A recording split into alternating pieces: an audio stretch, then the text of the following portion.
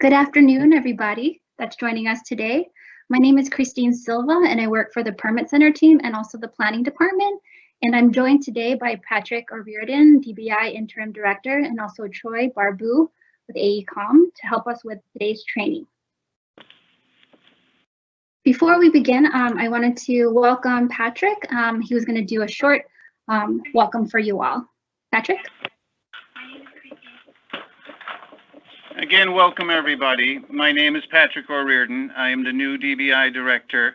I've been with the department for the past 20 years and became interim the day after the shelter in place order came out. I guess my timing probably could have been better. We had been planning and preparing for electronic plan review for almost a year when COVID-19 hit.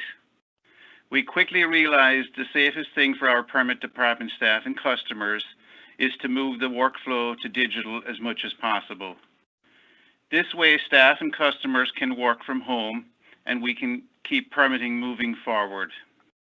There are many details we are still working out, but we thank you for being patient with us over the past month and in the coming weeks and months as we get these processes in place.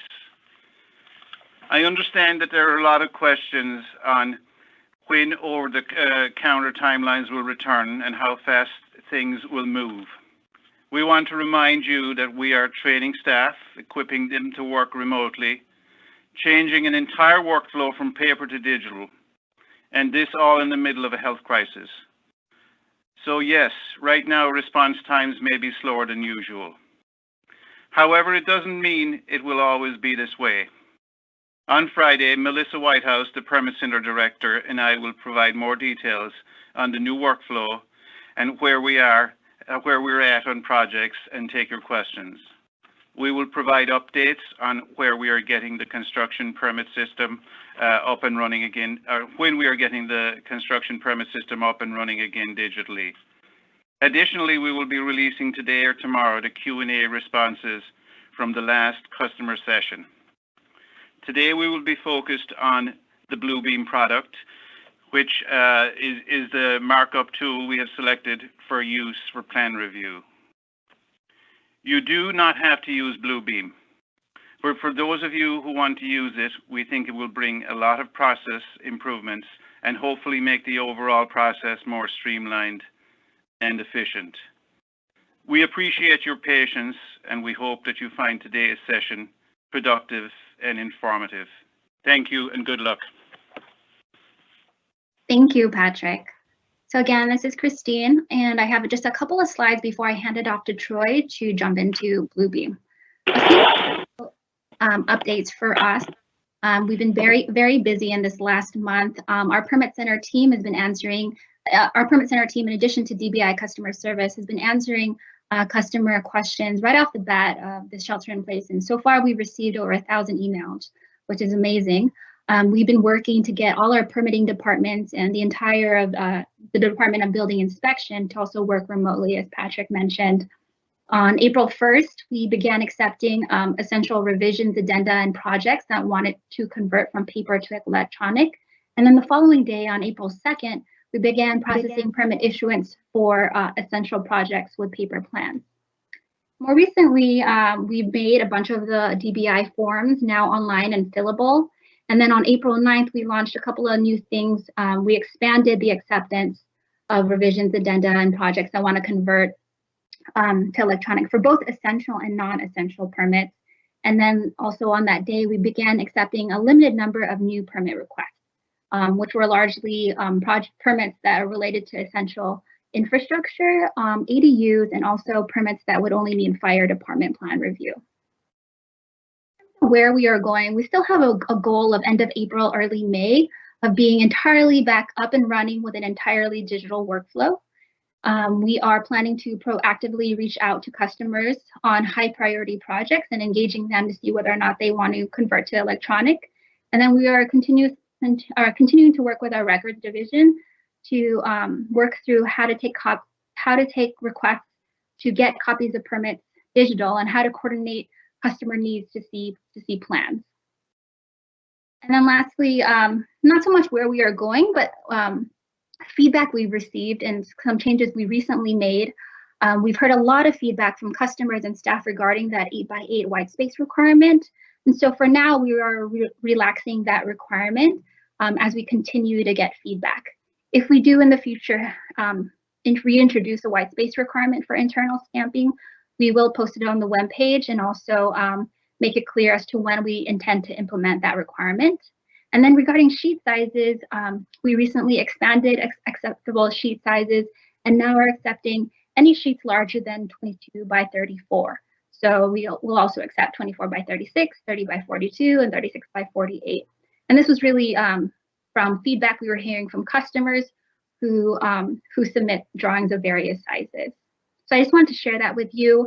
Moving forward, we know this process isn't perfect yet, and so we are totally open to feedback from the customers and from staff. So topics for today's training. Today's training is really truly focused on users that are already using Bluebeam or plan to use Bluebeam for preparing drawings and engaging us, the city, during the plan review process. We understand that there will be customers who do not or cannot use Bluebeam, and that's okay, and we're working through what that will look like. But today, really, we're truly focusing on Bluebeam if you're already using it as a customer or if you plan on using it. So today, we'll be talking about creating a Bluebeam Studio account, preparing your drawings and other documents for submittal, submitting online, how to view, coordinate, and respond to plan review comments in a Bluebeam Studio session, submitting revisions, and then high level what permit issuance would look like. Before I hand it off to Troy to jump into Bluebeam, a few housekeeping things. On your screen, you should see an icon that has a little question mark, and it's called Q&A, show Q&A. If you select Q&A, and let me turn on this feature right now, we will be using this for questions. So if you have a question during the training, feel free to enter that here, and we will do our best to answer your question. We know there are a lot of people at today's training, so again, we'll do our best in answering your questions. And I think with that, I will hand it off to Troy. Thank you, Christine. Let me share my screen really quick. Let me know when you can see my screen, Christine. Yes, I can see your screen. Okay, perfect. So let me talk a little bit about the resources that we're going to have available to you. As Christine mentioned, there's going to be a resource for on sf.gov. And so let me just take you to that resource now so you have an understanding. Within sf.gov, within the building, and then building permits, location, you'll come down to a section here about permit requests. And then within the submit building permit requests, you'll see 4 categories of creating and submitting your PDFs. You can see right here is the submit button. So that's actually where we would be going to submit the PDFs. But before we do that, there's a whole lot of information that needs to come across to all the applicants out there. And one of those resources is right here, how to create PDFs of your plans or addenda. So a lot of this is sort of a live document that we've been changing and will continue to change. But this is the latest and greatest bits of information now for how to format PDFs for submittal. So a lot of this is here within this section. And then in addition, there will be a applicant procedure that's going to be created for all of the applicants as well. And so in the future, this will be submitted as well. Right now, we're going through the vetting process on this. So let me just take you into this procedure a little bit, just so you have an understanding. Basically, what I'm going to be showing you today is going to be based upon this procedure. So it's going to be understanding Bluebeam Studio, and then creating, the really big part will be the preparing of the drawing and other documents for submittals. So we're going to cover all that today. We're going to talk about each of these things, and I'm going to show you how to do a lot of it. And then eventually we'll get to the part where you're actually submitting. So one of the very first things that you need to do even before you start thinking about submitting your drawings, before you're invited to join in with this Bluebeam process, is you need to at least have an understanding of Bluebeam and have an understanding of the Bluebeam Studio account and how that's set up. So I have the Bluebeam 2019 version open right now. There are a couple different versions of Bluebeam, different types of Bluebeam. And so when we're in specific, the different versions of Bluebeam have different features. And so when we're talking about a specific feature that requires a specific version of Bluebeam, like OCR, for example, I will be pointing that out to you, and I'll be talking about that. For the most part, Bluebeam Review is the software you'll use. There's a CAD version, there's a standard version, and then there's an extreme version. So I'll talk a little bit about that when we're actually in those sections. But let's start with what we're looking at here. This is Bluebeam 2019. And within this, you can see within Bluebeam, I'm just using the Review Advanced profile. I have many profiles that I could use, but for the purposes of this training, I'm just going to use this one. So that's what I would suggest you use as well if you're setting a lot of this up. These buttons can be moved around. I'm very used to having this studio button on the right-hand side, so I'm just going to slide that over here. But again, a lot of when I teach Bluebeam, what I tell people is don't learn where the button's located, learn what it looks like, because you need to understand that this button can be anywhere on the screen, and you need to know what it looks like so you can identify it. So with Bluebeam, the one thing that we're going to be doing that maybe you as architects maybe have not yet used is the studio component. So I'm sure a lot of you have set up documents in Bluebeam, but this may be new to you. So I want to point this out and talk about it in detail here. So in order to submit documents, you just go to the SF.gov website. But in order to interact or collaborate with the reviewers within this digital environment, you'll need to have a Bluebeam Studio account set up. So again, when we're looking at this, table of contents, the very first thing we talk about here is the account setup. And so that's the very first thing we're going to focus on today. So again, it's identified with this studio button right here. And once you have this, and you can see it's right now disconnected, once we sign into Bluebeam Studio, or once we create an account for Bluebeam Studio, we'll be able to access the studio component, which is where the review, where the applicant will be allowed to enter in to see the review comments, will be inside of Bluebeam Studio, inside of the Bluebeam Studio session. So let's get right to it here. Creating a studio account. This starts with the sign in button here, and either creating an account if you haven't yet created an account, or signing in. So for those of you at home, you can certainly follow along and you can start to think about what this password might be if you've already created your account. But for those who are brand new, hitting the create account button right here just takes you to this basic screen where you're putting in just kind of typical information to create an account. Your name, your email, you're creating a password, it has to have the special character and everything else.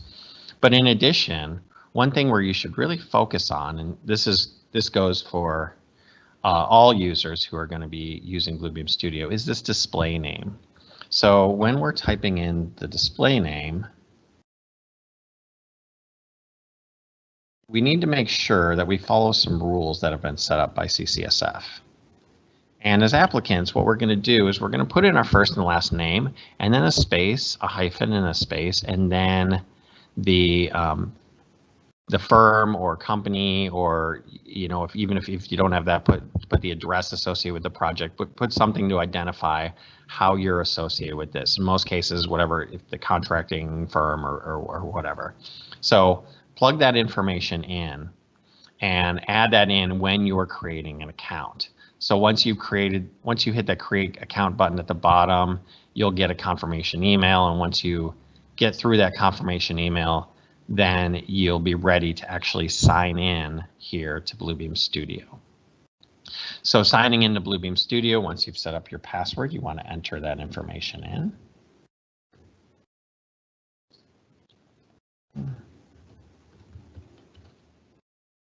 And we'll go ahead and sign in.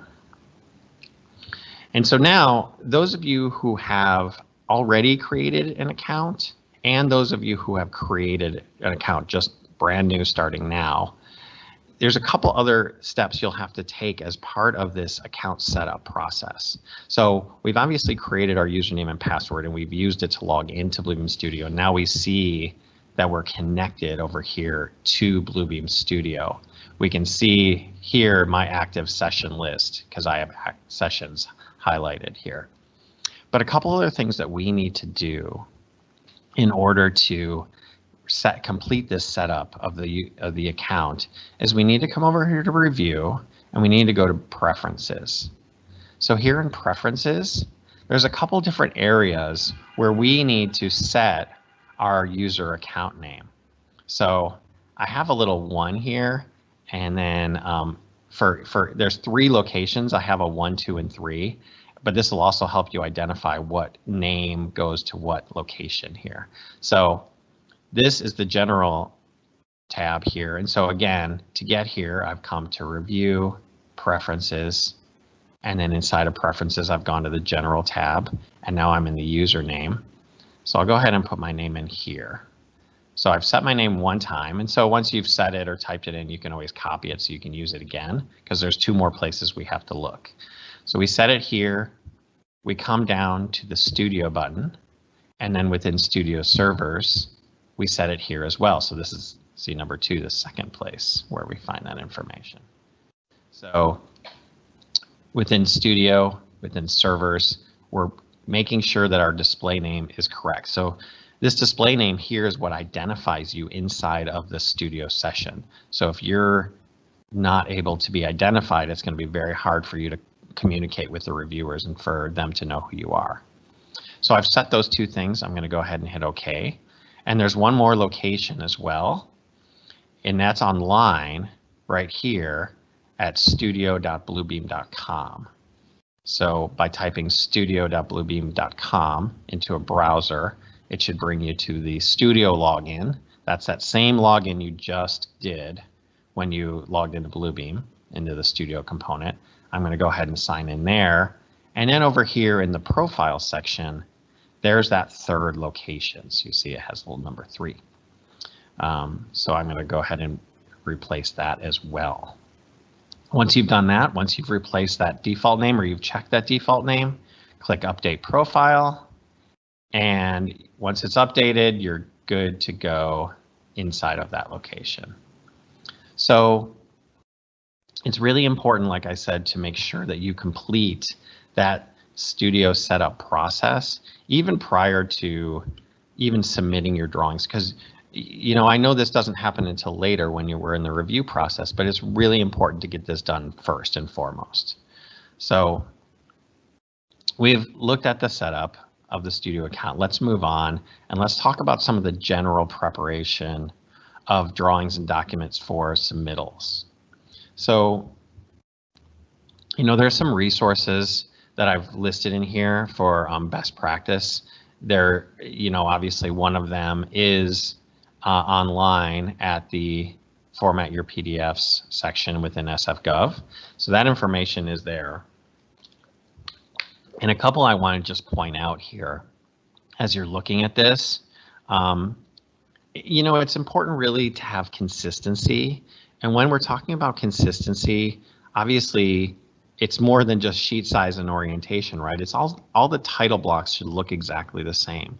The numbering of those title blocks should be consistent. So if it's A1.1, when I get to another trade, it shouldn't be M space dash space 1 1. You should have consistency across all of your names inside of your title blocks in addition to just your title blocks.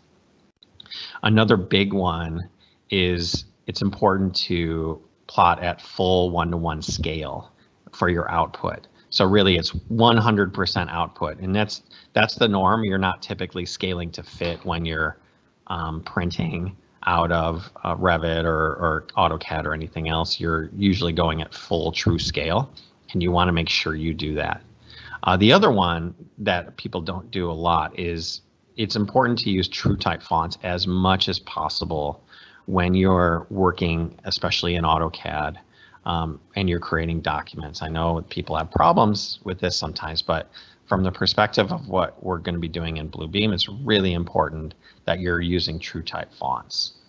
So there's some other conventions, some other information that's listed in here, but we're going to go ahead and continue and talk about some of the other information that you would have prior to submission, again, prior to even going into Bluebeam and setting up.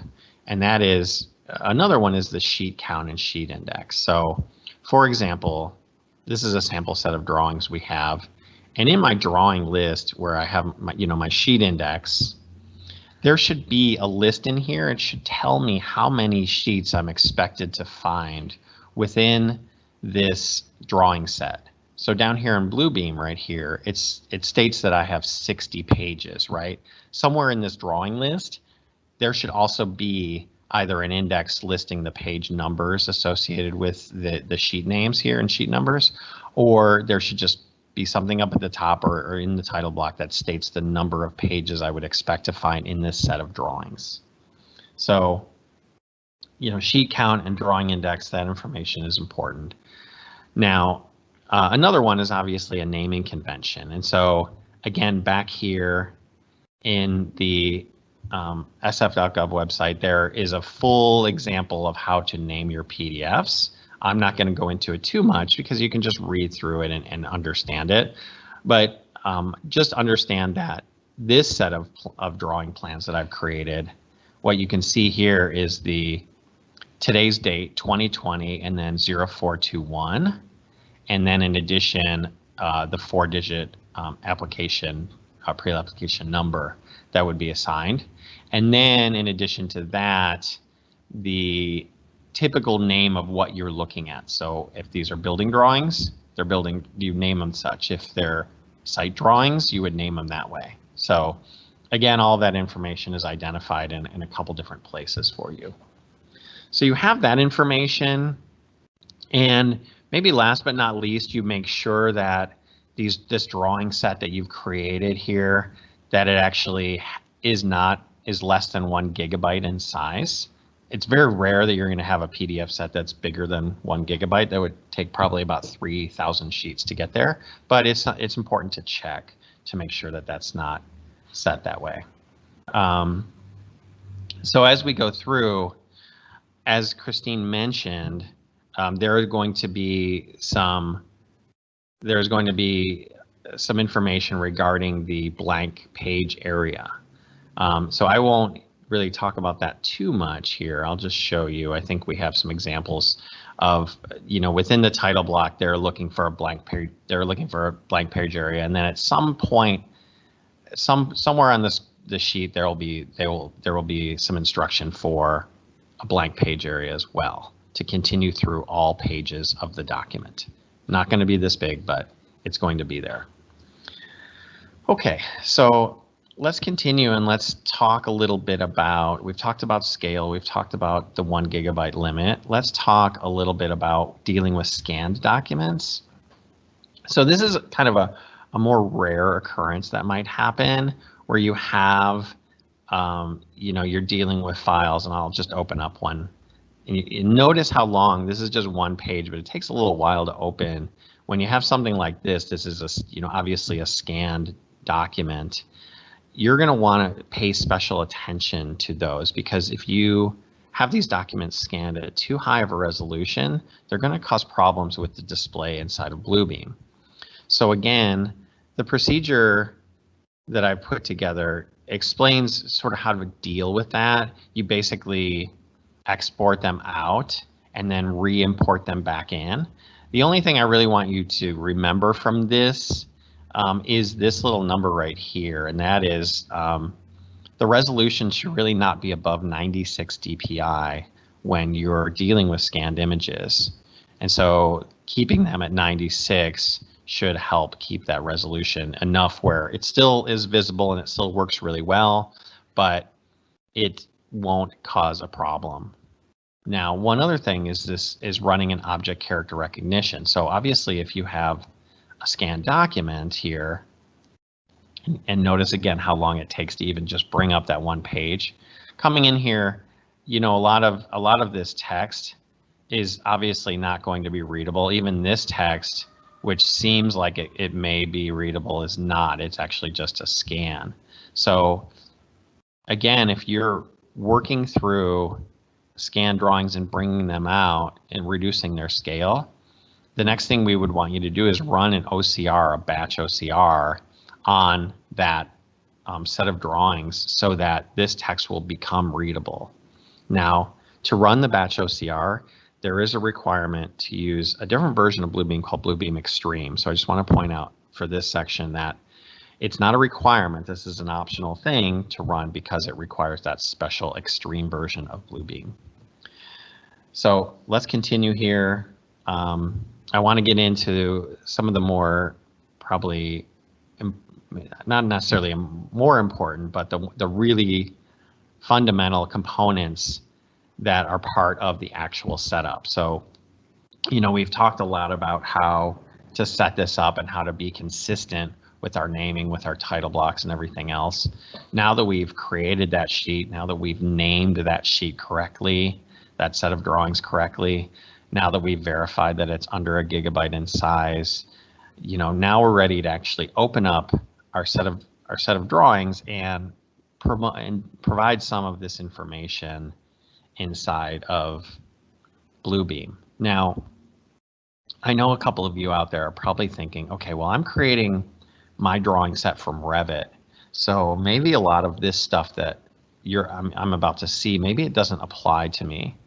Well, in most cases, that is incorrect, because the information that gets pulled from Revit that applies to a lot of this, unfortunately, and even AutoCAD as well, unfortunately, it's not necessarily created in the exact manner that CCSF is interested in receiving it.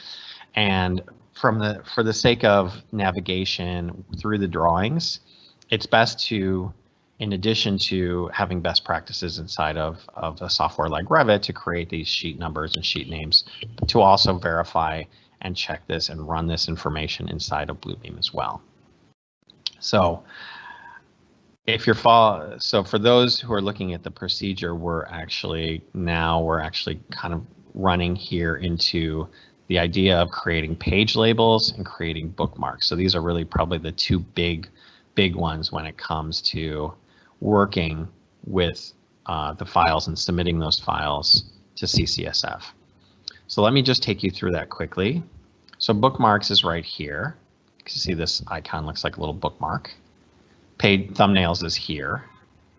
And so typically when you have this set of thumbnails, you know, a lot of you have used Adobe or used to this, it shows 1, 2, 3, 4, which is not an easy way to navigate through these pages, right? It's going to be hard to remember, you know, A100 is on what is on sheet 30 or 29.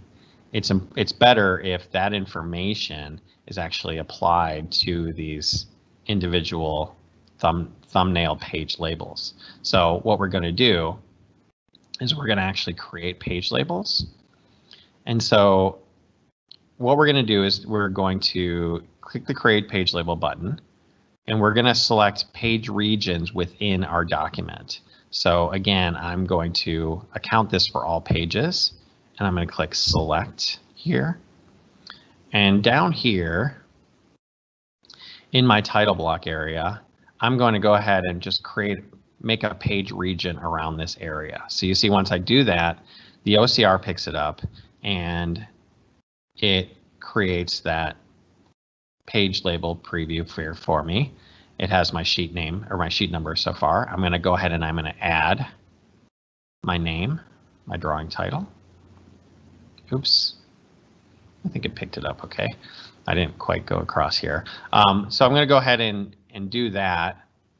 And when I hit OK, you see it's going to apply this to all pages here. So what it's going to do is it's going to go through and it's going to pick up for every sheet, assuming, again, you've been consistent with your location on your title block of your sheet number and your sheet name, it's going to go ahead and pick up all of that information. So you can see it's applying all of that information as we go through these sheets. So there may be places where maybe it didn't pick up everything. So you see this one right here, it didn't seem to pick up the sheet number right here. So we can just double click to correct that. You could run it again on that one sheet, but in some cases it's probably easier to just add that information in as you read it. So you see we've added that information, and I might suggest you maybe make this a little bit bigger so that you can, kind of scroll through and just take a quick look at your drawing sheets to make sure that you've picked up all that information, make sure that they look good for the most part. And once you've done that, once you have all that information, and you looked at it and it looks pretty good, you're ready to move on to the next phase of this, which is to create the bookmarks. So again, just note that when you're creating bookmarks, you can create them from the page labels. When you're creating page labels, you can create them from the bookmarks if you wanted. I typically like people to do the page labels first, because usually those are in a little bit better shape right out of the gate once these are created. So I don't have to do anything special here. I'm just creating from the page labels for all the pages, the bookmarks. And so when I do that, you can see it creates all of these pages automatically. So now it's very easy for me to identify my roof details button, right? I can identify it very quickly, or whatever page that I'm interested in by just clicking on it here. I don't need to really remember that this particular page is page 42. I actually now can just look here. And obviously the same thing with the thumbnails. If I were to make these small again, you can see it's very easily for me now to find my sheets. So once you've gone through, you've created your thumbnail page labels and your thumbnails, you've created your bookmarks, right? The next thing we're going to do is we want these bookmarks to be nested. Okay, and so what that means is you've created your bookmarks already, and you can see we have our G section here. Coming down, our A section begins, just about here on page 4. We want to identify those individual sections, just like they're identified within the legend here, architectural and, general and other structural and other information. I'm using a slightly smaller set just so it goes a little faster, but I'm sure you'll get the idea here. What I'm going to do is I'm going to go to this first page, the first page of this section. I'm going to right click and I'm going to add before. And what that means is it's going to add a bookmark right before that page. So you see now I started with this page and then I did my right click. It's very important that you actually go to that page first before you do the right click and click add before. So we did it here with the general section, and you see now these 3 G sheets here. I'm just going to go ahead and use the shift key to select those, and then what I'm going to do is I'm going to drag them kind of up and to the right slightly, so kind of underneath this general tab. So you see it nests those G sheets inside of that general heading right there. So again, here, if I'm up here, make sure you don't right click now, but you actually click on this one first, and then you right click, and then you add before. This one's going to be architectural.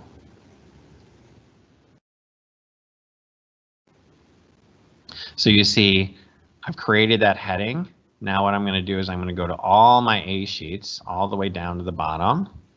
I'll use the shift key to grab them all, and then I'm just going to slide them up and to the right slightly, just so it's kind of nesting right underneath that heading right there that I've created. So once you do this, once you nest these, then you can kind of roll them up and roll them back down again. So if I'm not interested in the general sheets and only interested in the architectural or the mechanical or electrical, the reviewer can very quickly go through and locate those sheets. So this is really kind of a very good general practice whenever you're using Bluebeam that you create these nested bookmarks. Think of how much faster it's going to be now to actually get to any one of these particular pages by clicking on it. Okay, so once we've set the bookmarks and the page labels up, we're going to go ahead and we're going to talk a little bit about page scale. So right now I'm using Bluebeam 2019, and for those of you who maybe were using Bluebeam 2018 and transitioned to 2019, you're probably wondering what the difference is between these two softwares. Well, I'm about to show you the difference because this is one of the very few places where Bluebeam has changed around how it does things, and that happens to be right here when it comes to the page scale. So let me expand this out. There's a requirement here for all of your floor plans. So let me go see if I can, if I can find my floor plans. Here's a basement floor plan. There's a requirement that these floor plans are set to, again, be full size print, printed at full scale, 1:1 scale, 100%, and to actually have that scale for these floor plans applied to these pages. So in the previous versions of Bluebeam, there was a little button up here that applied the scale to page, and that is gone. That has been relocated sort of over here inside of the thumbnails. So you see on this page, for this, we've already used this to create our page labels, but here, this little down arrow has now the page scale kind of hidden away inside of it. So once you see now the page scale is not set on any one of these particular plans, right? Because we haven't set anything yet, but once it does, it'll start to appear here as well as down here in the scale. So pretty simple. We know that this is 1/8 inch. And it's again important as you're creating these that you put the scale on every single page that when you're putting together your plans especially. And that's architecture 101 here, but it may also be ideal for you to produce a little measurement component here to actually show the scale. I don't remember what that thing is called, but it's the little measurement piece that actually shows a little scale. So we know that that's 1/8 inch, and zooming out a little bit to this drawing, if I look at the next sheet, obviously that's 1/8 inch as well, and so on for a lot of these sheets. Actually, maybe not that one, but so you can get an idea that, okay, the scale is going to be the same on quite a few of these, maybe not for all once we get into enlarged plans or something like that, but for the most part, we have 1/8 inch scale going all the way through here. So I can come to this one and I can work off of a preset if I wanted to. I could type in 1/8 inch if I wanted to. 1/8 inch equals 1 foot.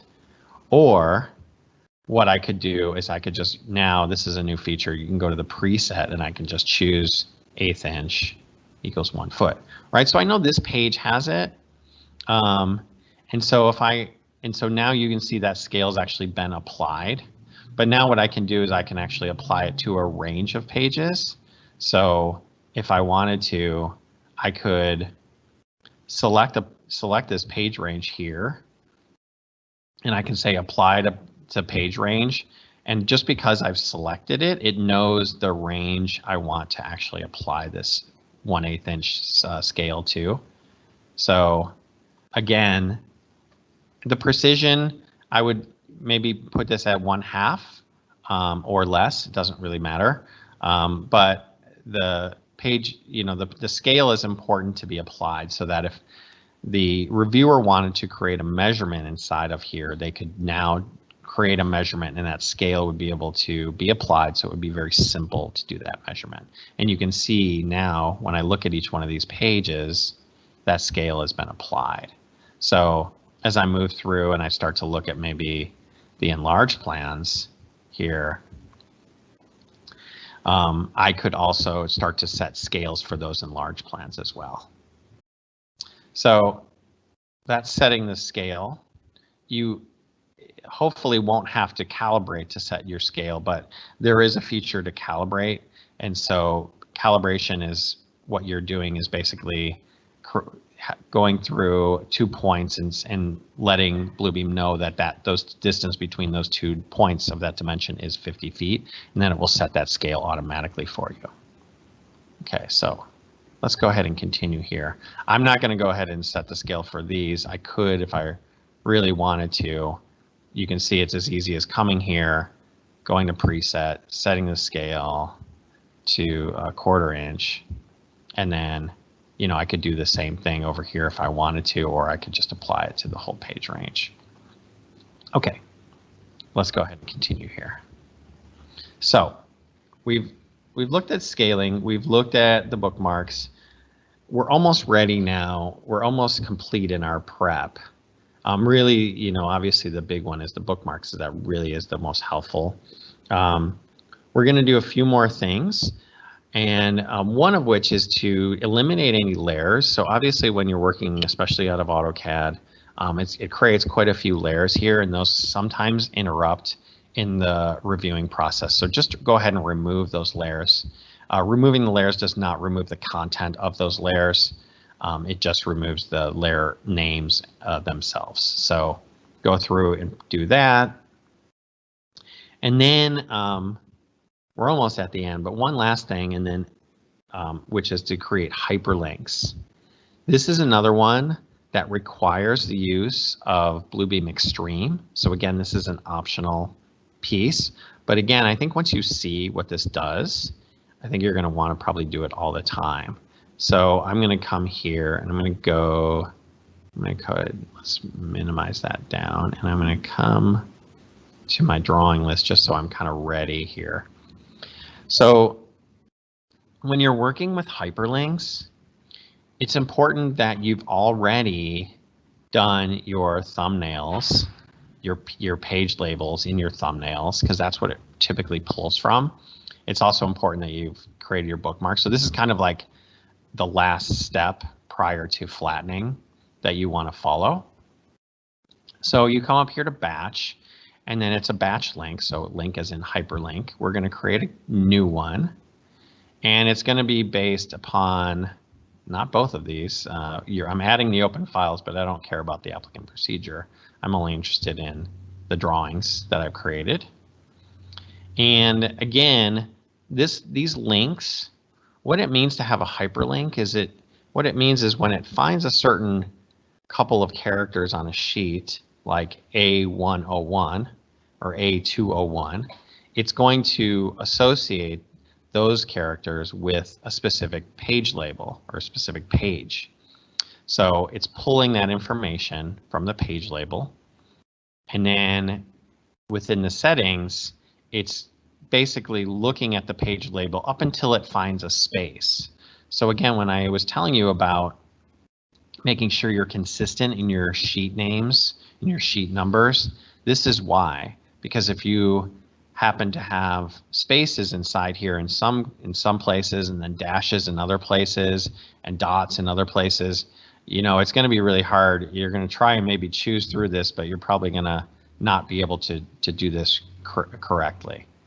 So I'm going to first from start, which means kind of from the left to the right, starting at the left, go until I hit a space, and then that is my search term.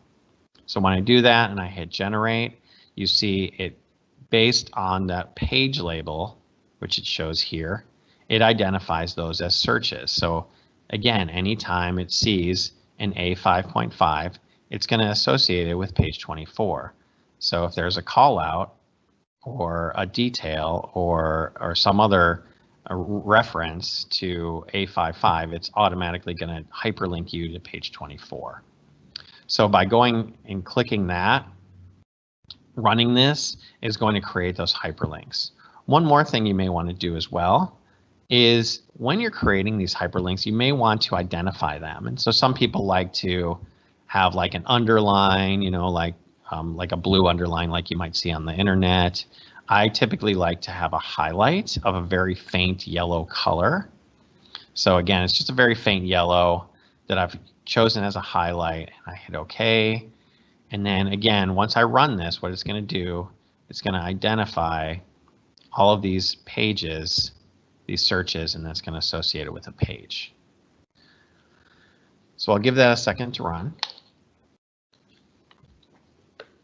And when that's finished, what you're going to see is here in this drawing list right here, these architectural will highlight yellow. And once they've when they highlight yellow, what that's going to indicate to me is that the hyperlink has been created for that particular page. So let's see if it works here. Typically it does, but you know, in some cases things crash. We'll see how it goes. So we've created all this information. We've created this as our very last step. Our hyperlinks are now created, and you can see it created the hyperlinks. It didn't find any problems. It typically does not. I can finish and close this. So now you see when I come into this section, that very faint yellow kind of indicates to me, and as I go over it, you see how the mouse changes to a little finger, indicates to me that there's a hyperlink here. I click here and it takes me to that. If there are callouts for details or sections or anything else, you see those are hyperlinked too. So even though this is a hand-drawn sheet, I'm already hyperlinked all the way to it. There is a little back button here as well. The #1 question I get asked when I show this. There's a little back and forward button to take you through, or you can always come back to your drawing sheet here. So I've created this. One thing actually I like to do, this is just kind of more of a best practice, is I'll take this sheet index and I'll just call it out. And then what I'll do is I'll typically move it up to the top. I'll kind of move it up. It's a little bit, sometimes a little tricky to get stuff to the top, but you get the idea. You can move it to the top so that way it's very easy to get to your sheet index. So you can see the hyperlinks have been created. The very last thing you want to do is you want to flatten your document. So if there's any random text here in the markups list, you're going to want to make sure that that's been removed, because this is where the reviewers are going to be making their comments. And so there's a flatten button here sometimes, and then there's of course the document flatten button as well here. So you want to go ahead and run your flatten. And again, you don't want it to be able to unflatten, so you want to make sure this is not checked right here, so it cannot unflatten itself. But then you're going to want to just go ahead and flatten all your markups. And so what that does is it makes for a very clean markups list, basically now ready to go for the reviewers to go through. So let's just review some of the steps we've taken here. And also I'll highlight to you what needs to be done for additional documents such as specifications and maybe supporting documents. Starting in a kind of a reverse order, we flattened, and that's probably the one thing you need to make sure you do on every single document. First and foremost is you need to make sure that they're all flattened, the very last step in this. In addition, we have created the bookmarks, and so for specifications, we want to identify the major divisions as well with bookmarks, so that the reviewers can easily get through those divisions. Again, that information can be pulled directly out of Word, assuming they're created in Word or something else. But those major divisions should be identified in the bookmarks. And then in addition, overall, really everything else I've showed you is applicable specifically to drawings. So we have, in addition to the bookmarks, we have the page labels within the thumbnails. We have the scale that has been set for those specific pages. You can see here, because I turned it on here. We have the layers have all been removed, and we have all the information now pretty cleanly associated. So at this point,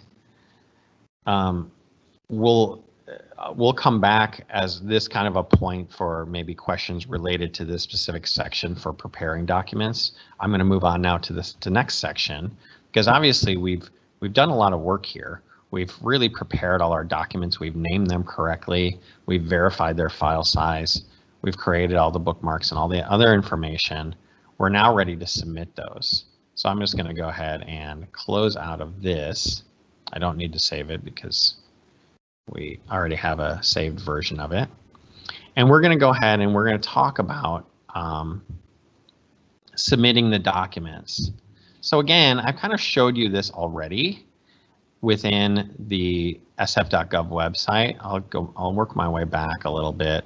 From the submit building permit requests page, pretty self-explanatory, you have the information here to verify that your project is qualifying, that only certain types are at this point, a location for forms for you here, what we've just covered, which is a lot of the rules for naming, creating PDFs.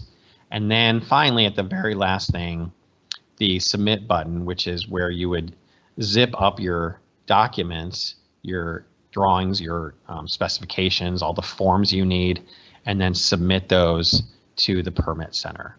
So all of that information basically is here in the permit center. Now, one thing I'll just briefly mention here as I'm looking at this procedure is there is some additional information here about submitting directly into Bluebeam Studio Project. I'm not going to cover that today, but so when you see that, just know that this is very, very rare cases where this may happen. I wanted to include it still in the procedure just in case, but for the most part, it does not apply to the very vast majority of cases of submission. The submission of files happens directly in the sf.gov website, and that's identified here as well. So let's talk about what happens once you've submitted your files. You've submitted your files, and those files, there's an intake process, there's a pre-screen process, and eventually what happens is that there is an electronic review process. So coming back to the beginning of this presentation, I talked about Bluebeam Studio, and I talked about one of the components being the Bluebeam Studio session. So I'm going to go ahead and kind of talk to you a little bit about that session and what that looks like. So you can see from your document submission, there will be a Bluebeam session that gets created, and it's typically based upon the drawing. It may include the address as well. It'll have the word review in it at the end. The naming of this is still being worked out, so it'll look something in the neighborhood of this. I'm going to go ahead and click it, and this is kind of where it's important to note that you have set up your account correctly, because if you have set up your account correctly, then you can log in to Bluebeam Studio, right? You can sign in to Bluebeam Studio. And once you've done that, then you can sign in to this session. So let's talk about how you get to this session. If I expand this out, you can see there's this number here associated with it. So it's not this date and permit app number. It's this number, which is this 9-digit code that Bluebeam assigns randomly to every new studio session that you create. So when this session gets created, there will be a 9-digit code associated with it. And this 9-digit code is like the key to get in here. So what happens is you will eventually get an invite to Bluebeam. Now, it may come directly from a permit tech or EPR support staff. It may come from, you can see Bluebeam itself. There's two different ways that this can be sent to you. So the reality is you'll get an invite to the Bluebeam Studio session. You see it says session here, And in addition, it has this number, this session ID, right? So coming back and looking at this, you can see there's that session ID sort of duplicated here in the form of, oops, wrong one, in the form of a link right here. So that link will get you, that link you can click on directly, or you just happen to know that number, write down that number, and then you can use that number to join in. So if you click the link, it will automatically connect you, assuming that you're logged into Studio. If you just are using the number, what you would do if you're outside of the session is you would click the plus and you would join the session, clicking that plus and clicking join, and piping in that 9-digit code. So that 9-digit code that I just mentioned, that's again, like the key to get in here. You type in that code, once you put that information in, and you have access to the Studio session. So I don't know if there are any of you out there, I'll probably regret this, but if there are any of you out there following along, you can go ahead and type in that code and enter into this session. Feel free to do that. Just don't start marking up the drawings. At least you can get an idea, and I'll leave this open for a period of time so you can at least look at it as well. So once you've joined into the Studio, so what's happened in the background here, and this may be several months since you submitted, is that you have submitted your drawings, and those drawings have been reviewed. And once those drawings have been reviewed, they've been put into this Bluebeam Studio session. So they're put in here, the session is given a name, and then the review happens. So all of the different departments will come in here, and they will the departments will come in, they will add their review comments. And then eventually, once the initial review is completed, the applicant will be invited to join in. And so the applicant joins in, and you see how these applicants are joining in. Some have good names, some have bad names. And once the applicant has joined in, they'll see the documents here.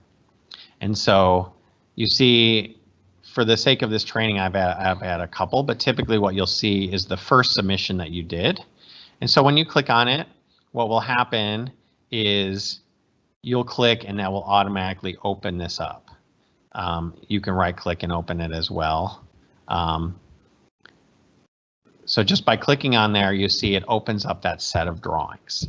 So now this drawing set has been submitted, and you see I added my little sheet index up at the top there. So I can kind of easily get through, go to a page, and then come back and click, get to another page. This set of drawings is going to have the review comments on them. So now what you'll be doing is you'll be reviewing the comments virtually using Bluebeam Studio. And so when you're doing this, a couple things to note. One is that obviously you're going to want to focus down here on the markups list. That will take you to the specific markups. So you see, once I click on that markup, it takes me to that page, right? So this is on page A11. This is on page A21. When I click, it takes me to that markup on that page. And if I'm zoomed in to a markup, it'll even keep me kind of zoomed on the markups, so I can kind of quickly zoom around to my actual markups. So you can see here that they've been set. Notice the colors here. So you can, I kind of entered these in as 3 different people, as a DBI, as a fire, and as a public works department. So I've entered that in. You can see the colors associated with each. So as you're looking at a set of plans and you see maybe you're only interested in the fire comments, right? So you're only really kind of looking for the red comments that have been made, or maybe you're only interested in the public works comments. So you're only interested in this lighter blue, or with DBI, this darker blue color that's associated with each one. So you can even start to sort based on color, and that will actually sort based on the different departments where the comments have been made. So you can see these comments have been made. And again, what's happening is the reviewers are using their own set of tools to go ahead and go through in different colors for each division and department. So those comments are being made, and what you're going to be wanting to do, obviously, is you're going to want to respond to these comments. So this next section, we're going to talk about that response. And so if you're following along in the procedure, we have, coming back here, we've obviously submitted, and I showed you how to do that. And now we're at this section, which identifies, identifying the review comments and then responding, joining into the session, navigating to the comments, filtering, which I'll show you in a second, and then responding to comments. So let's come back to our drawing set. And you can see this first comment has been made right here. You can identify the user, the author who made it. So if you have an additional question, you kind of know who the person is you want to respond to, right? It's associated with that author, with that person. So there'll be a bunch of different names here. Obviously, the group that they're a part of, either fire or DBI, and the color will all be associated as well. You'll find that comment, verify with the planting area, and you'll say to yourself, okay, this is an easy one. I can certainly add a little dimension in here for that. What you're going to do as the applicant, and this is where you are communicating with the reviewers to let them know that you understand and you are going to do this in your next submission, is you're going to set this status right here. So this status bar is set up in such a way that you can just double click right here. And when you double click, you see there's a section titled Applicant's Response to the submittal, right? And so you're either going to incorporate this, meaning you're no problem, I'll add my dimension in to identify this with, or you're going to not incorporate this. So we'll get to not incorporated. For now, we'll go ahead and click incorporated. And maybe what we'll do is we will also add a reply, because you see it said per reply right here. We'll add in a reply, and that reply will say, we'll add next. Right? No problem. So we've added in that reply right here. We've stated that we've incorporated it. If you have if you have a large amount of review comments, hopefully you don't, but if you do, what you may want to do is you may actually want to, in this markups list, start to filter here. And so you could filter based upon a specific author. Let's say you're only looking for maybe this one person from DBI and you want to respond to that person specifically. You can set those.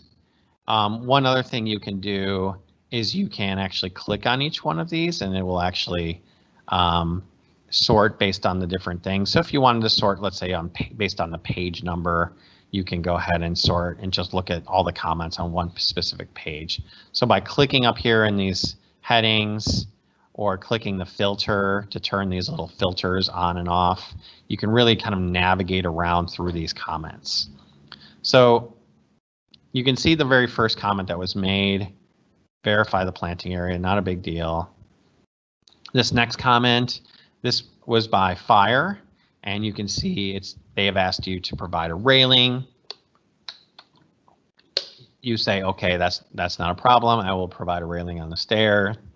So again, you can right click and you can set a status right here, or you can actually go to the status and double click, and then you can say that you'll incorporate that. Maybe you want to add a reply and say that you're going to add a railing to conform with whatever building code that is. And you'll basically work your way through these documents, right? So maybe you get to here in this, elevation, they've asked you to include a door threshold detail. Well, maybe you think to yourself, oh, wait, I think I may have already added let me just check. Yes, there is already a door threshold detail that I've already identified, right? So for this one, maybe I'm not going to incorporate that that ask from the reviewer, right? So I'm going to come in here and again click on that comment, so it highlights that comment here in the markups list. I'll double click.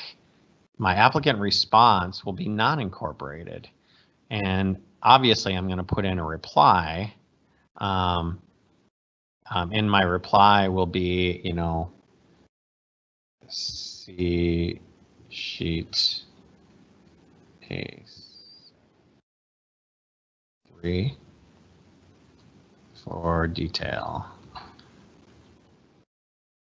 So you can see by adding that in, it's again, it's kind of your way of being able to kind of communicate back and forth with the whether you agree or you're going to incorporate and you're going to update it in the next submission, or maybe you disagree and you want to discuss it, or you want to let them know that, hey, you know, I've already done it here.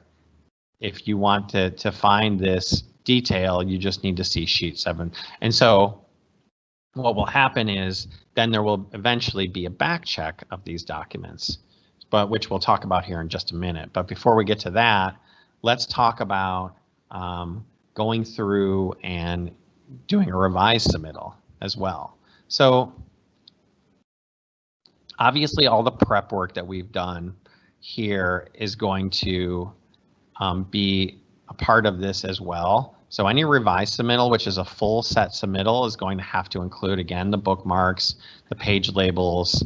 It's going to have to be free of any layers. It's going to have to be free, and the markups list will have to be blank.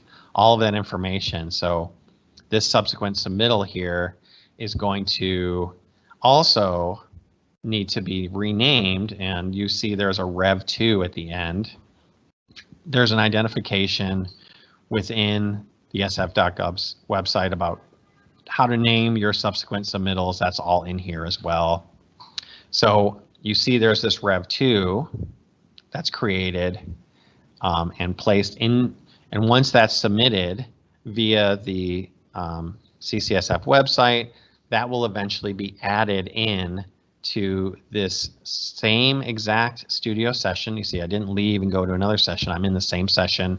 It'll just be added in here as that Rev 2 document. So now what the reviewers can do is they can actually, if they wanted to, start to take a look at these side by side. If they wanted to, you know, split these and start looking at these side by side, they could go ahead and do that and take a look at that revised submission. So as part of that, they'll go through their back check process. So obviously I will play the role of the reviewer here. I'll come in here and again, I will look to see, okay, I asked for a dimension to be added here. I go and I look at my new set of drawings and I see that the dimension has been added.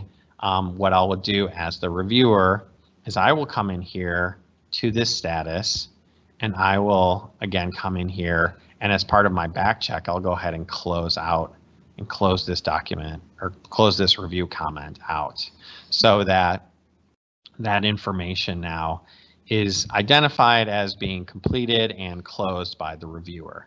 So you can see any time, any comment, anything is done, all of that information is recorded with the date and the user and the time of all of that information.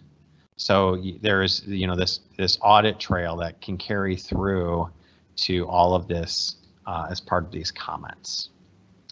So they would go through, again, this one incorporated, they would look, they would see that on the new set there was a new railing added, and they would go ahead and close this. If maybe they didn't agree with this one, let's say that they asked you to include a door threshold detail, and then you responded, hey, there's already one on sheet A713. Well, maybe that one on A7.3 is like an exterior detail and they wanted an interior detail or something like that. So let's say that they don't agree with that. Maybe what they'll do is they'll come in here and they will come to this and they will leave this guy open. So they will leave this markup open. So again, if that markup is left open, it may be carried through into the next submission. It would be carried through into that submission. Let's see if I can get that into the next submission really quick here. So on that particular page, that information would be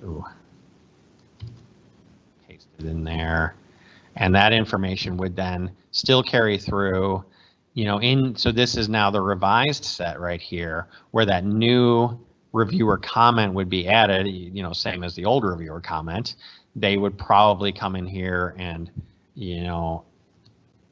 add maybe an additional bit of information to communicate with you that that information is needed. And so again, this process will repeat itself. Eventually, you will come back into this. You will look at the Rev2 set of drawings.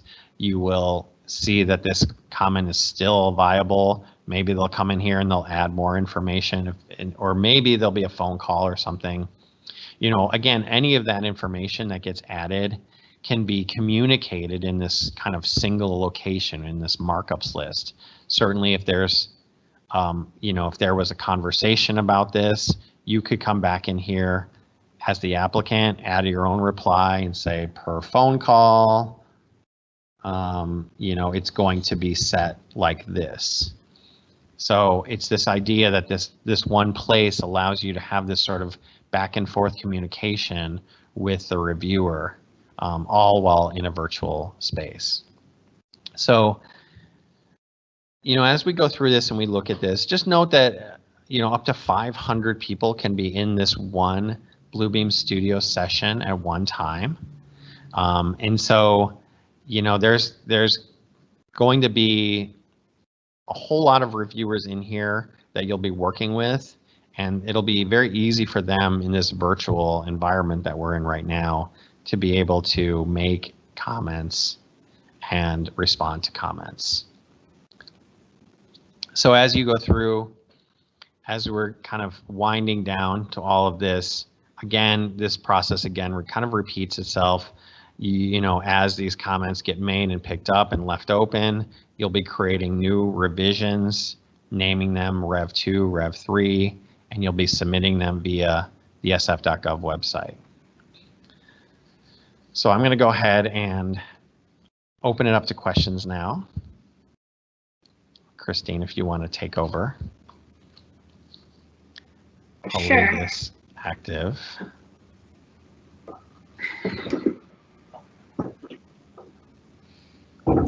There are a lot of questions A coming lot in. of questions. I'll actually leave my screen active and if I want to show something. Could one export all plan check comments from Bluebeam into a Word doc? Oh, wow. Okay. So that's probably one of the number one question I get from beginners when it comes to Bluebeam specifically is how to export this stuff out. So let me come back to this where their comments have been made. The answer is yes. Although with a warning, with a caveat, I want to say that ideally we want this information to live in here. So I understand why you may be asking because you want to send this information to your subs so that they can, go ahead and respond to these comments. But the response is expected to happen inside of Bluebeam. So it may be better to invite those subs in to the Bluebeam session so they can respond. But to answer this question, in the markups list right here, there is a summary that can be created. So you see CSV, which is comma separated value. That is something that can be exported and then placed into an Excel spreadsheet. You can also do it out as a PDF as well. As far as getting it into Word, it might be a little more difficult, but probably Excel is the way to go. Okay. Thanks, Troy. We're getting a few questions about particular Bluebeam versions. If we, the city, are using like 2019 and they're using an older version, is that going to be problematic? And then additionally, can you talk a little bit, Troy, about the different versions of Bluebeam licenses? Oh, sure. Okay, so to answer the first question, if this was created in, say, Bluebeam 2017, there is no problem with that. All of what I've shown here is applicable and is inside of those older versions. Just the buttons are in different places, basically. So the first answer to that question, the first part of that question is no. The second part is let's talk about the different versions. In fact, I'll give you guys a little, let's see if I can give you a little bonus just for being here. And that is this right here. So the different versions of Bluebeam, you know, there's 2017, 2018, and 2019. Right now, Bluebeam is giving you a free 90-day trial beyond their 30-day trial. I don't work for Bluebeam, I work for AECOM, but I'm just giving you that little tidbit of info so you can actually use the newer version for 90 days. But what happens is, after 90 days, if you don't purchase the software, and so the software costs about $400, $500, $600 depending on what version you get. If you don't purchase this software, you it turns into just a viewer version, right? And so there were separately in the 2017 era of Bluebeam, there was a separate Bluebeam View, which was a viewer version. But then with 2018 and 2019 versions of Bluebeam, what they did was they just gave you the software as a trial, and then after the trial expired, after 30 days or 90 days in this case, after that trial expired, it just turned into a viewer. Now, everything that I have shown you when it comes to this component, which is the review inside of the Bluebeam Studio session, that can be done with the free version. But then everything I showed you earlier in this training, all the preparation, creating the thumbnails, creating the bookmarks, that requires either a standard or a CAD version of the software. And then the two things I showed you regarding the OCR and then the hyperlinks, those require the extreme version of the software. So it's a long answer, but hopefully it kind of covers all the questions that may be related to that. Great, thank you, Troy. Let's see, I'm scrolling through a lot of questions.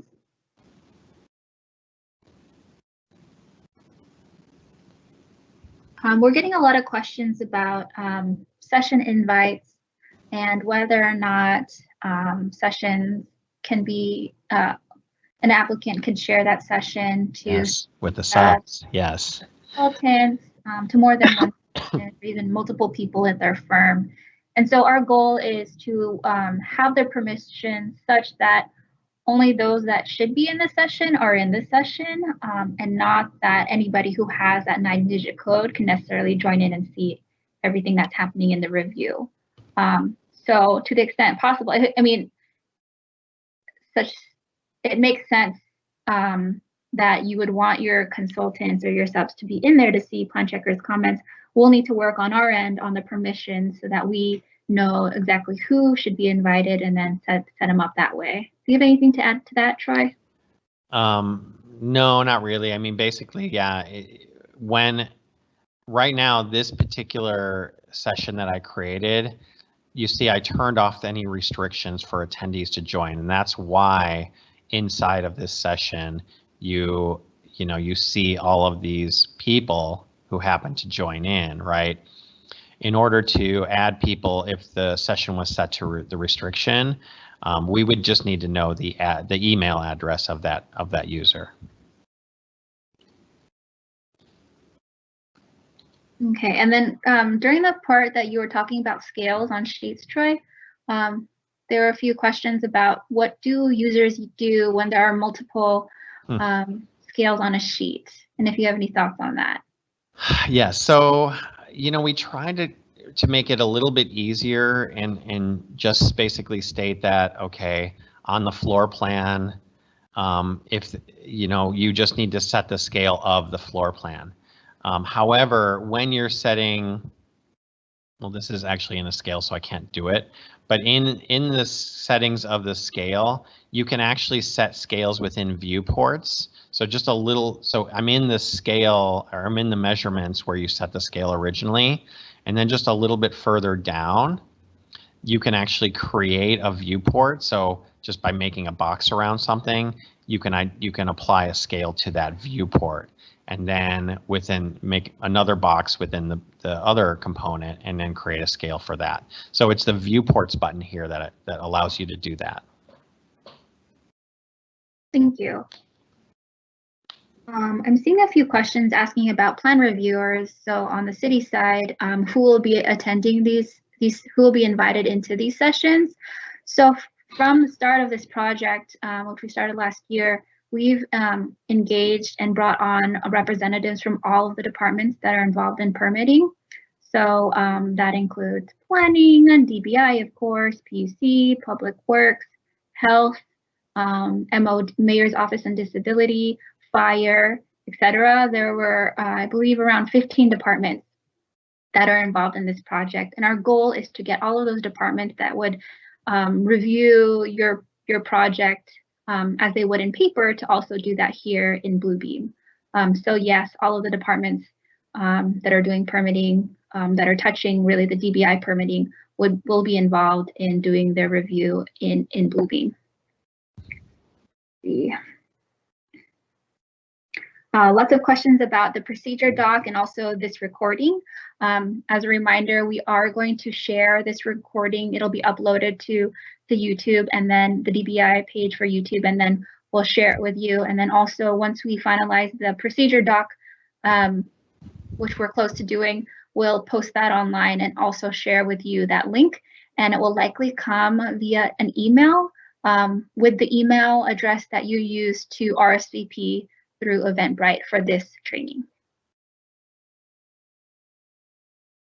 I'm seeing some questions about notification and when a project is completed in terms of plan review. So if a project is being reviewed by plan checkers and they're done with their review, yes, we, a staff person, would contact you to let you know that, for example, an initial plan check is completed, and then it also invite you into the session to review those comments.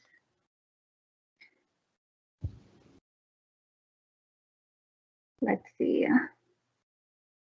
And then some questions about closeout or obtaining the job card and the permit documents. We're working through the details of that. We believe at this point those would be produced to you potentially in the same session that you would join in to review the comments, but you would be re-invited into that session at the very end, and your documents would be sitting in this documents list that Troy is showing right now, and then you could download each of those documents, and those documents would have all of the approval stamps that you would need, and we would drop in also the job card and other documents that typically get issued when you're doing this in a paper format. If I can add one thing to that really quick, just as you're working through, notice that there's no save button up here. There's no way to save it, but you could do a save as if you wanted to save out a copy. Also, notice that you can still print as well. So printing and doing a save as is available. Okay. I'm also I'm seeing questions about whether or not you have to use Bluebeam. Again, we are the city are going to start using Bluebeam to do our review, but we understand that not all customers will choose to or want to use Bluebeam, and so we understand that, and we will meet customers where they're at. This particular training is really geared towards users that are already using Bluebeam in their offices or are potentially interested in using Bluebeam.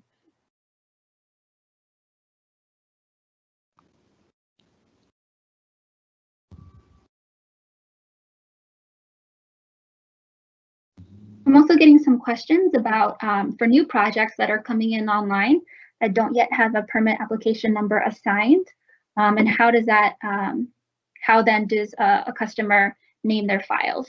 So in instances where you don't have a number yet, a permit application number yet, we ask that you name your files using the project address. And I think Troy's going to that page. Yes, that has some examples. I think if you scroll down, Troy, I think we included some. Oh, no, we did not. I don't think you didn't. So instead of the permit number, because that's not yet created, you don't know it, we would ask that you use your project address in the naming convention.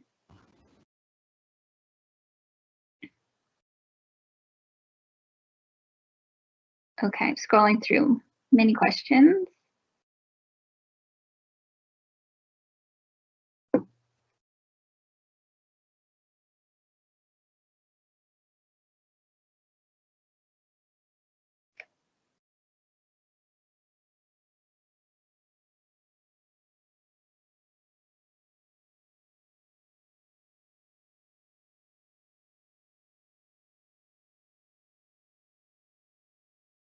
I'm seeing some questions here about, is this going to be the norm for submittals or just through COVID-19?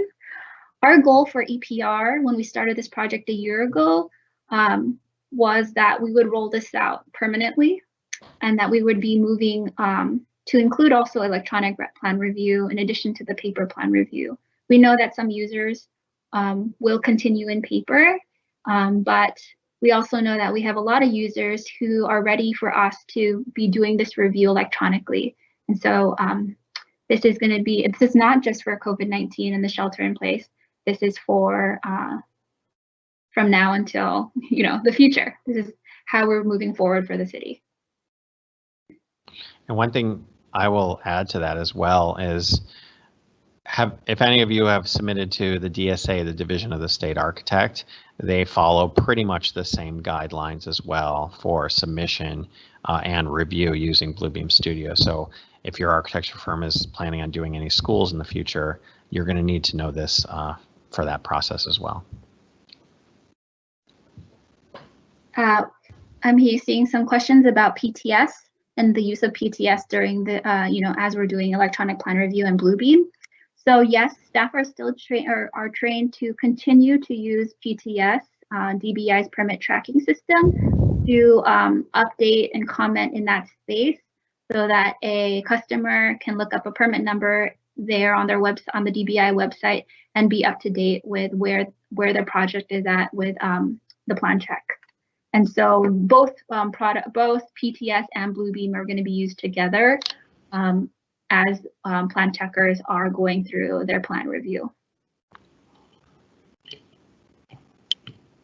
I'm seeing questions also about over-the-counter permits, OTC permits, and how those will be reviewed. We are working with the OTC staff over at DBI to put in place a sort of triage because we know back, you know, pre-COVID-19, you could come to 1660 Mission and get your over-the-counter permit pretty quickly. And so we are working with staff to be able to also do that electronically and to be able to turn around those types of permits. We do ask that you be patient with us as we're working through what that looks like electronically, but our goal is to get there and to be able to triage those things that are coming in and turn those around if they are truly over-the-counter permits that would have been quickly reviewed and issued. I'm seeing some comments about the 8x8 space that we had originally asked for. Again, we're relaxing that requirement for now, so you don't need to worry about providing the 8x8 empty space on the title sheet or any of the sheets. We are working through that, and we've removed it from the website at this point.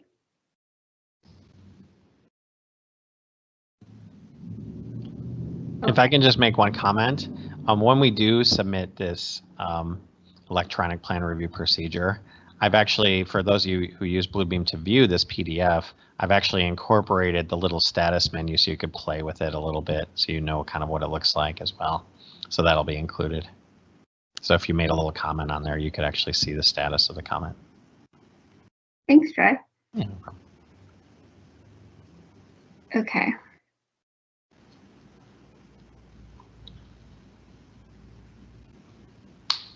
So a question about are review comments owned? That is, another reviewer can or cannot status change comments by another reviewer of the same department. Troy, you want to take that? This is about different plan checkers commenting and the ability to edit or delete someone else. So once a comment is made, another person, any other person, doesn't matter internal or external, cannot change that that markup that has been made. So you know, when this call out was created here, this call out cannot be deleted or altered or changed or anything by anyone. Now, the status can be added by anyone for any reason, but obviously it lists the exact person who made that status change. So if you decide to come in here and start closing your own comments, obviously we're going to see that you did this and exactly when you did this and everything else. So, but no, nothing can be deleted or changed once it's made in here as far as markups. Great, thanks. I'm getting some comments or questions, Troy, about signatures and stamps and how we want to see them. You want to talk a little bit about that? Sure. So yeah, that wasn't really covered here, but there actually will be stamps that are created based upon, let's see if I can, and the stamps that are created will typically be basically kind of very fancy markups, right, that have been added, and they'll be kind of treated the same way as markups are. There will be, in addition, there will be stamps that will be created by the city as well that will be placed on there. But for the most part, any stamp that's created is going to be called out here in the markups list. And so it's important to obviously leave some space on every sheet for those stamps to go. So they can be, you know, probably identified by you and found by you very quickly. I think more so the question is about designer's stamps, so an architect's stamps or the preparer of the drawing. Oh, really? Oh, you're talking, the architect's stamp. Oh, sorry about that. Okay. You know, actually, I don't know that we've completely worked that out, have we? Christine, as far as how that digital stamp is going to read if it requires a signature across it? Yeah, actually, you're right. We are still working through that with our staff, internally. And what I can say we have been seeing is a signature across the top of those, across the top of that stamp or seal submitted online. But yes, we'll need to do some follow-up there, and then we'll update the webpage as necessary. So you can see, you know, you can create signatures that you can place right across the top of other things. That's another class, but it is possible in Bluebeam to create those. There's my signature there. Okay, so I'm getting some questions about what we're calling concurrent review. Will session invitation occur after the first reviewer completes or only after all reviewers have issued comments? So I can't say with EPR and using Bluebeam, the great thing is that we can invite all of the plan checkers in to do their initial plan check at one time. What we've heard from our departments is that sometimes it might be, or it would make more sense to have one department go first to complete their review and then the other departments later. Specifically, this applies to projects that require planning department review, because we understand that lots of projects that go to planning may need neighborhood notification. They may need to go to the planning commission for authorization and things like that. And so we understand in the workflow for these projects that would need planning review, we would have planning go first, conduct their review and complete their review. And then afterwards, invite the rest of the departments in that would require review. So building, DBI, maybe Public Works will need to come in, PUC might need to come in, health might need to come in. So in that sense, well, we're calling that kind of a hybrid concurrent. Planning goes first and then everyone later. For projects that do not require planning review, what we've heard from our departments is that they can all jump in a session at the same time and do the review concurrently. So this is different from how it would be done in paper, in that in paper, the routing stations are one after the other, they're in sequence. We believe by going this concurrent route, the review will be more efficient, and that we'll be able to invite the customer in to review those comments more quickly than if we had done it in a sequential or station by station way. I hope that answers the question. Some questions about site permit. We haven't really needed to, that really hasn't come up. We are accepting site permits right now. We are accepting addenda as well.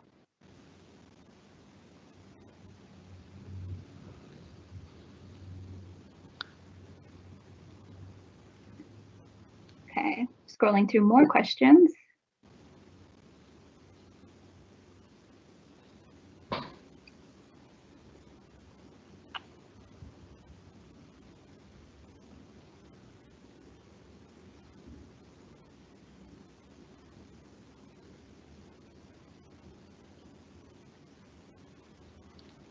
Some questions about the permit fee. So the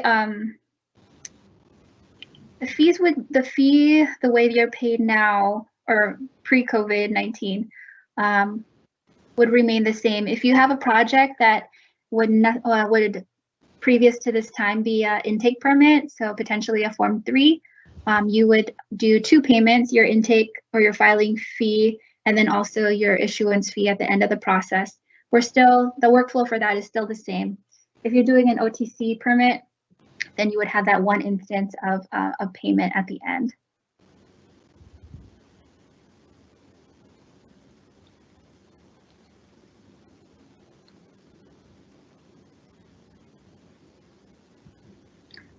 There's a question about DPW permits.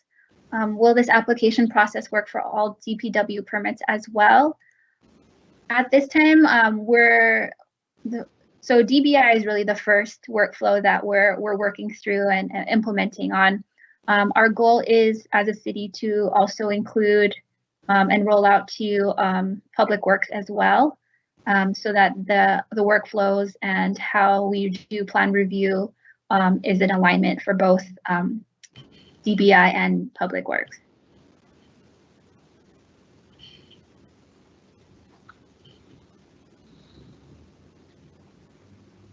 So again, a few questions about the applicant procedure that Troy is showing on the screen, and also the recording of this training. We will email you with the email address he provided to us in the Eventbrite invite with the link to this procedure once we post it, and also a link to the recording so that you can watch it.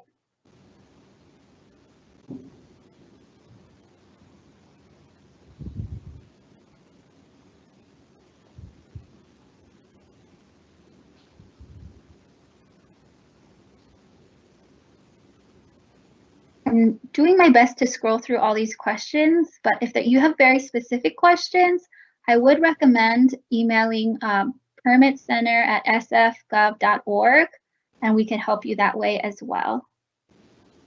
Okay, some questions on addendum. We are accepting addendum right now, and so you could submit those as well and submit them online via the sf.gov website. I'm just bringing this up. Cool, thanks, Troy. Is that correct? Permitcenter@sfgov.org? Correct. Okay. For projects that have been approved, that have approved site permits that were done in paper, can addenda be submitted digitally? Yes, you can. We have the addenda form available online on sf.gov. And so you can fill that out and then submit it, zip it up with your addenda sets, and then we will review them and process them. I think it's right here.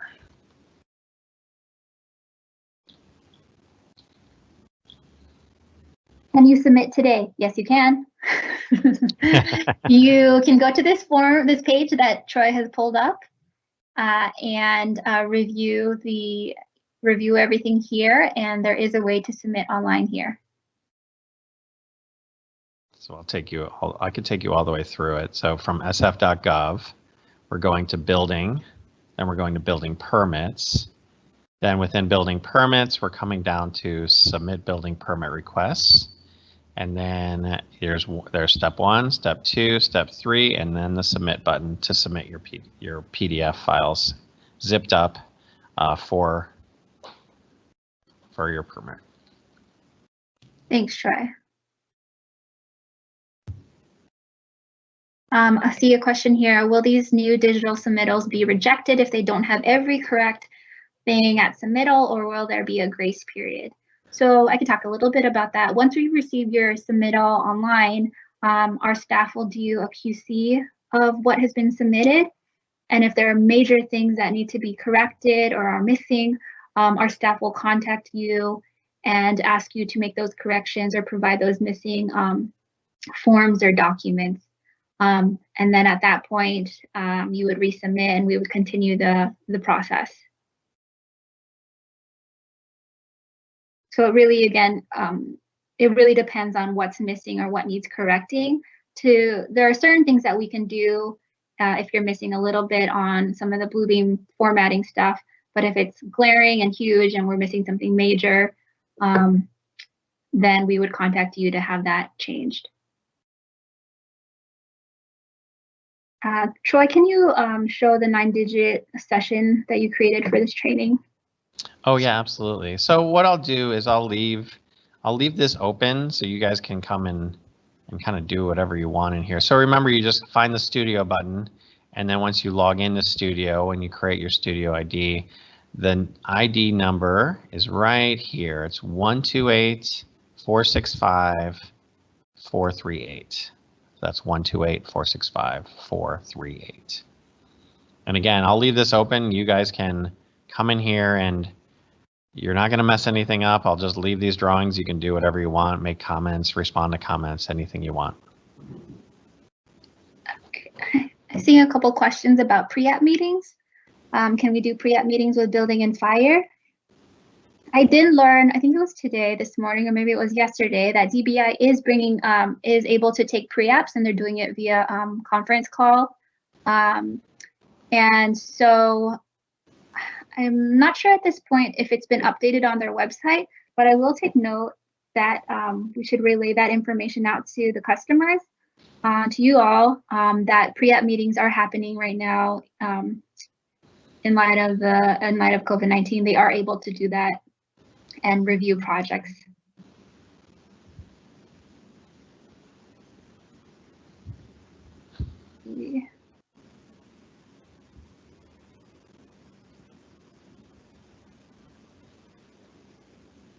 If you did resubmit with an 8x8 box, you do not need to resubmit without it. We will continue to process your submittal. Thank you.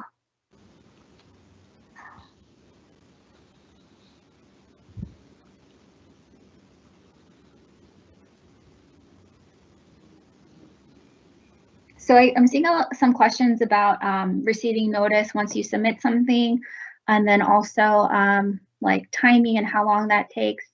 So I will say, just, we're doing these trainings. So we're doing an applicant training today. We've been doing trainings for fund checkers, and then we have another training for the support staff or the permit techs that are processing a lot of these things that are coming in.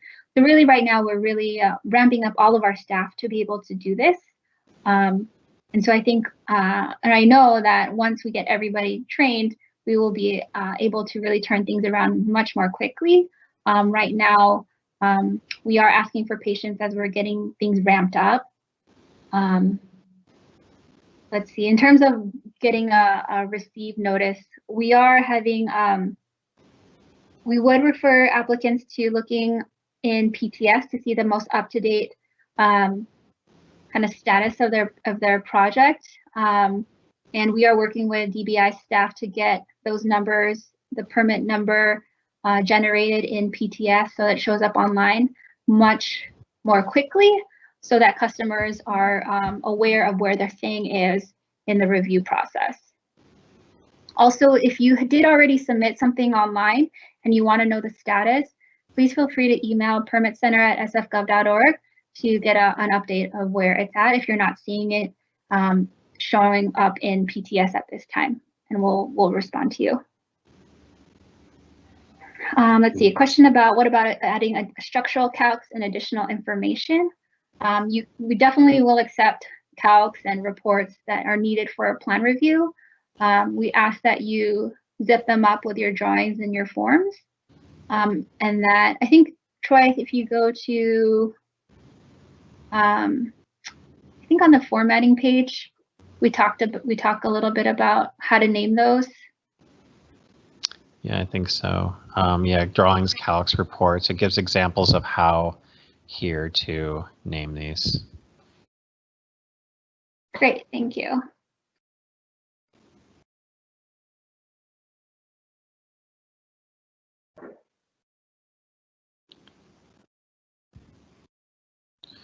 While Christine is looking up for another question, I want to just add a quick comment here. Obviously, some of you have come in here and you've joined in, and maybe someone like Cheryl here has realized that her name is set up incorrectly. So following the procedures that I had posted earlier, where you go and you look in your preferences and you set your name up here. Once you correct all these, it's not going to correct here in the one you've already joined. Whenever you join into a session, whatever name you happen to have once you join in, it's there permanently. There's no way to change it. So someone like Nate, who maybe wants to come in and make a change, just note that if you do your correction, it will be correct the next time you join a brand new session or another session. Okay. Thanks, Troy. Let's see, project review meetings with the planning department. I will need to follow up with planning about that.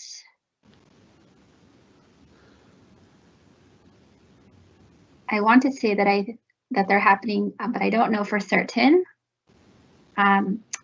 So if you want to, for this particular customer who's asking about project review meetings with planning, feel free to email the Planning Information Center, and they will respond to you regarding project review meetings at this time.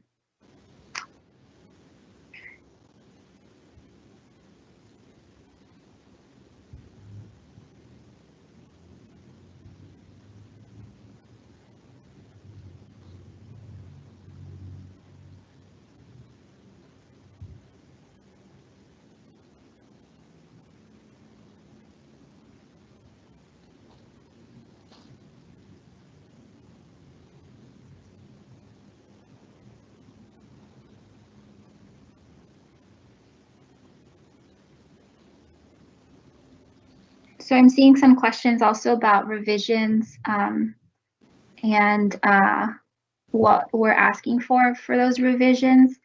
And I believe this is a bit of a change from how we do it in paper, in that we're asking for entire revised sets, not for just the sheets that have been revised. We are not doing slip sheeting the way that it's done in paper.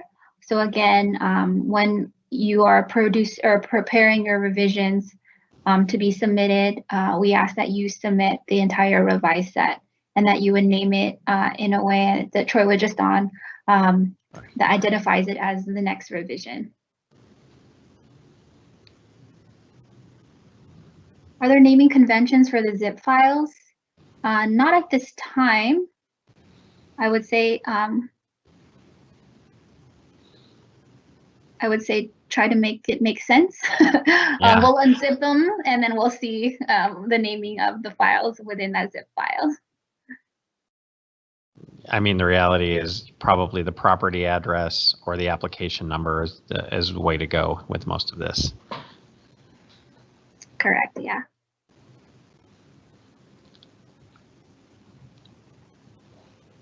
I'm getting some questions about revisions and whether or not they need to be clouded. I'll need to follow up with staff about that in particular, and be able to provide you customers more direction on that. Let me just make a note of that. And if we do ask that they be clouded, we'll put it on that web page that revisions be clouded, changes be clouded.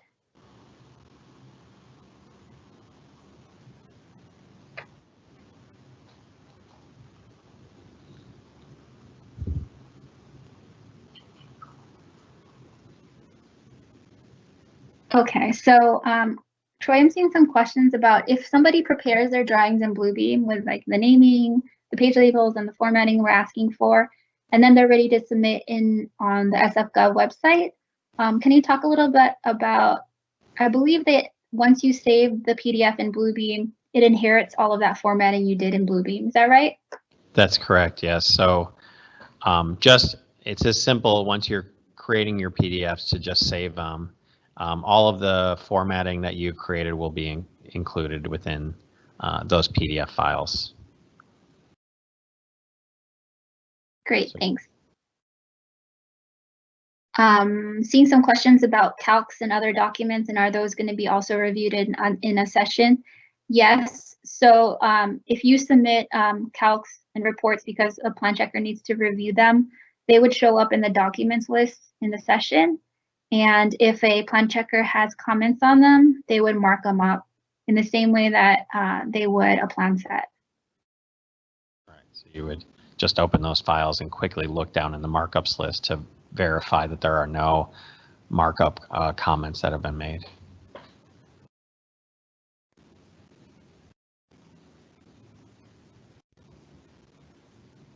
So here's one for you, Troy. A note, someone says, DSA does not allow clouds around revisions. Would help if FSF has the same rule. I guess DSA doesn't. Okay. Noted, thank you. We will talk to our staff to see, to get feedback on that for sure. Okay, more questions. Thank you for all these really great questions, by the way. And we have 7 minutes left. I want to try to get through as many questions as possible. But again, if we're not able to cover them, feel free to email permitcenter@sfgov.org, and we will work to answer your questions.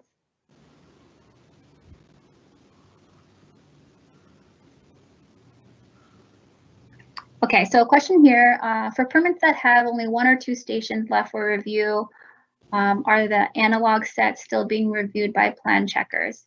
So we're really reviewing these case by case as we're receiving them online, or if you're contacting us about it.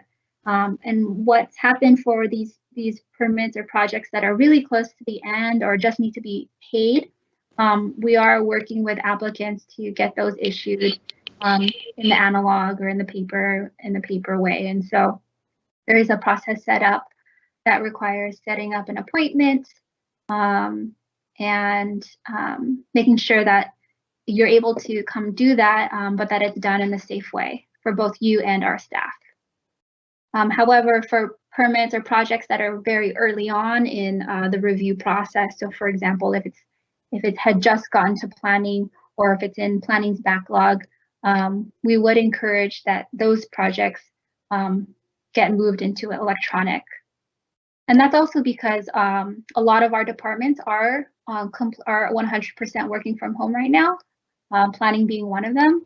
So they are trained and able to do that review from home electronically.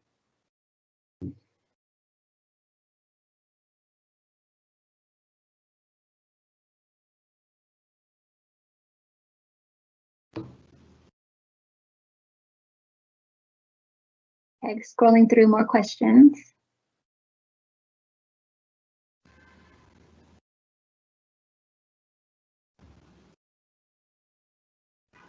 Okay, so I'm seeing a question here about what about projects that were digitally submitted through the planning portal for site permit? those PDFs don't have these formatting requirements. So if you had submitted them through planning, I believe planning at this time is accepting, they would be accepting projects for entitlements, not projects for a permit, a building permit. So a little bit of a difference there. If you want to submit for your building permit, that would come through the sf.gov website. And we would use the formatting requirements we're using or that are noted on our website.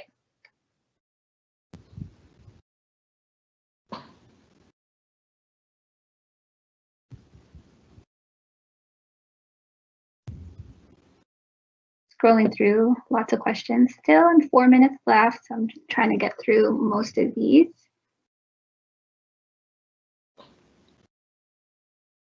Question about when a permit is approved and paid for, does the applicant receive a digital copy of the job card with associated job number? Does that come via email? We have done a couple of these now, and yes, it does come via email to the applicant. For some of the smaller ones that we've recently issued, it was through email, and then we think for some of the bit larger ones, the appropriate way to produce those would be via the session, and for applicants to then download their documents.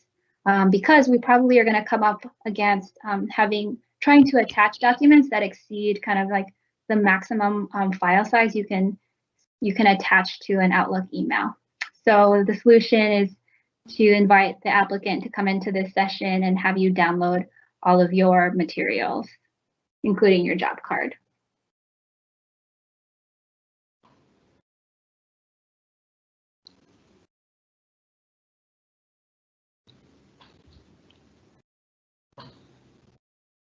So a question about hyperlinks. Let's see, if I understand correctly, we are supposed to create the hyperlinks before submitting our plans. It sounds like we would need the Bluebeam, that level of Bluebeam license. Yeah, what if we submitted without these? So we are not requiring that you do the hyperlinks, but if you have this level of license, the Bluebeam Extreme, it would be nice to have for us. But we do understand that not everyone's going to have this level of licensing, and so we are not going to kick it back to you if we don't, for example, see this done. So you don't have to do this, but if you do have this in place in your office, we wanted to be able to show you how to do that. And so that's included in the procedure doc.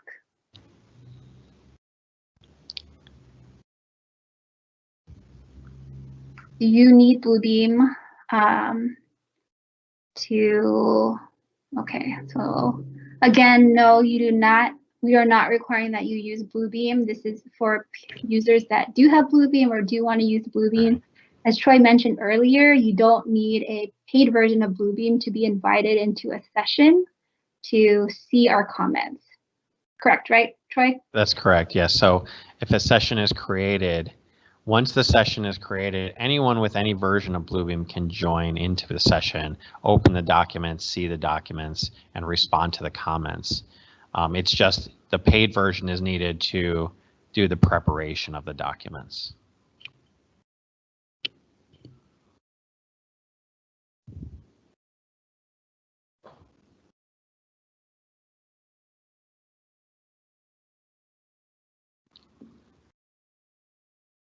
So question about when do we expect the procedure doc to be available? We hope to finalize that in the coming days. I'm setting a goal for myself to have it up and available definitely by the end of the week. Again, we have that Friday customer update Q&A follow-up. I would encourage you all to sign up and attend. We'll be updating everybody on the progress of our work. And so that's definitely a good one to also listen in on.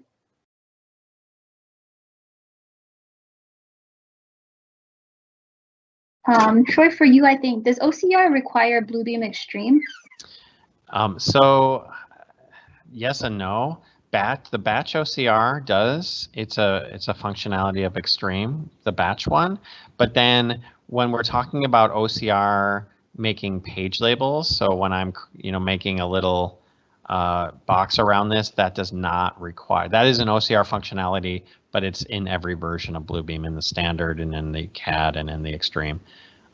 So only two things require Extreme is if you wanted to OCR an entire document so that every bit of text is readable, whether it was scanned or not, and then when you want to create hyperlinks. Those are really the two big things for Bluebeam Extreme. Thank you. Can you submit PDF drawings and documents electronically if you do not have Bluebeam? Yes, we will accept those. Yeah.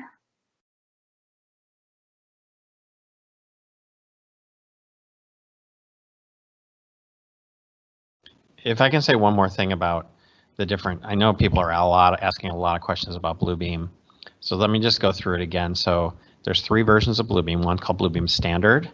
And the Bluebeam Standard includes almost everything you see with the exception of the 2 things I pointed out, the links and the OCR. Then there's another version called Bluebeam CAD. And what the difference is there is it includes all of the third-party applications that plug into AutoCAD and plug into Revit in order to make these PDFs a lot easier to be created. And then the Extreme version has all that other stuff that I just mentioned, plus it has the OCR and hyperlinking. So again, the prices on this, we're talking, I think it's something in the neighborhood of like 400, 500, and 600, something along those lines for the 3 different versions. And then, of course, if you download just from bluebeam.com and you go and download the software, it will run right now for up to 90 days. And then after that, it becomes a trial version, which is a free viewer, which allows you to do just about anything when you're inside of a session, but it allows you to only be a viewer when you're outside of a session. Great. Thanks, Troy. And I just realized the time, we're 2 minutes over, so I definitely want to end this to be mindful of everybody's time. So there's still a lot of questions. Again, if you have a very specific question you really want answered, I would recommend emailing permitcenter@sfgov.org. We'll also take these questions and internally work through the answers and then share them with you.